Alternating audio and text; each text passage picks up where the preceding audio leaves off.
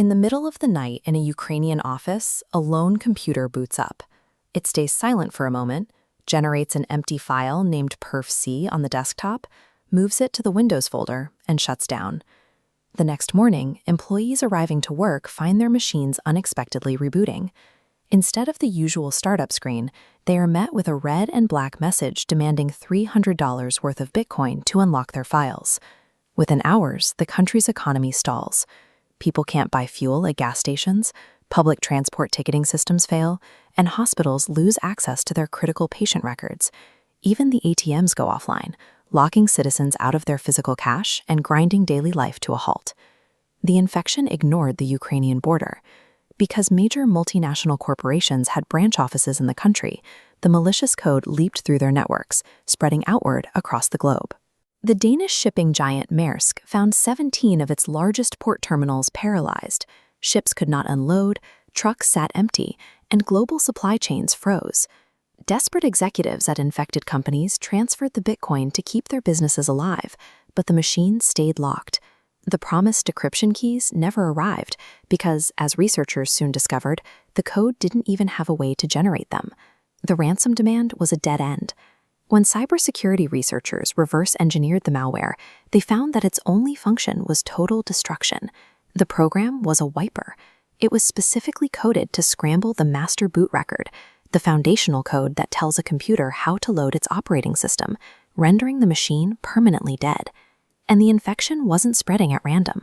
It didn't need to wander the internet for victims when it already had a direct line into its targets. Hackers had breached the servers of MEDoc, a piece of tax software mandated by the Ukrainian government. By hiding the wiper inside a routine update, they delivered the destructive payload directly into the systems of almost every business operating in the country. By infiltrating a mandatory state tax system, the attackers guaranteed that a single software update would cripple the entire Ukrainian economy. Once the tax software opened the front door, the wiper needed a way to infect the rest of the network. It used an exploit called Mimikatz to scrape passwords from memory and jump from computer to computer.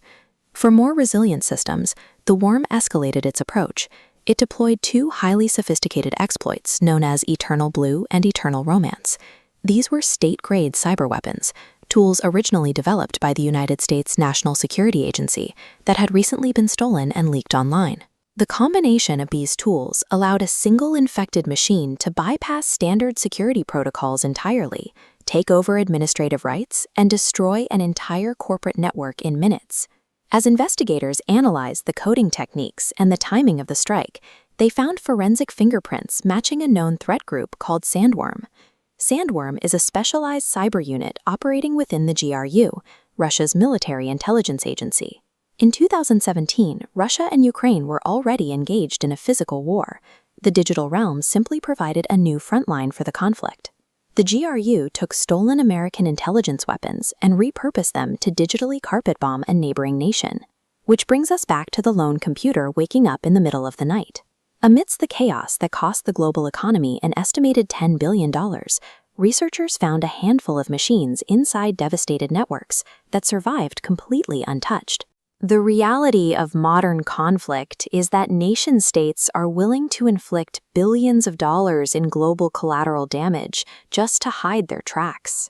A targeted strike meant to mask a few spies in one country can instantly become a worldwide catastrophe.